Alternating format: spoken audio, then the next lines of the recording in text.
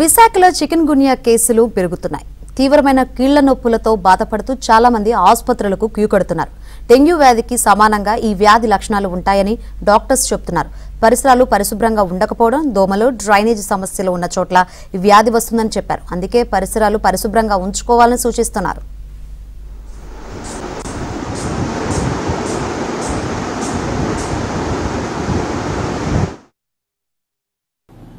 ఎక్కడైతే శానిటేషన్ బాగుండదో, ఎక్కడైతే sanitation డ్రైనేజీల problem ఉంటుందో, మళ్ళీ డ్రైనేజీలు ఎక్కడైతే క్లీన్గా ఉండవో, దోమలు ఎక్కడైతే ఉన్నాయో ఈ వ్యాధి విపరీతంగా వ్యాపించటం జరుగుతుంది.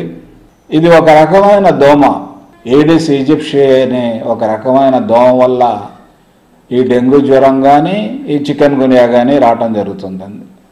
ఈ నొప్పులన్నిటికి కూడా సిమ్టమాటిక్ ట్రీట్మెంటే ఉంటుంది. చికెన్ గున్యా వ్యాధి చాలా విపరీతంగా ఉందండి. కారణం ఏంటంటే మనకి స్లమ్ ఏరియాస్ ఎక్కువ ఉన్నాయి, అదొకటి. తర్వాత ఉన్న ఏరియాలో కూడా హైజీనెస్ లేదు, క్లీన్నెస్ లేదు. ఎక్కడ పడితే అక్కడ డస్ట్ పడేయడం, ఎక్కడ పడితే అక్కడ చెత్త పడేయడం. దీనివల్ల ఏమవుతుందంటే అక్కడ ఫంగస్ ఫామ్ అయిపోతుంది.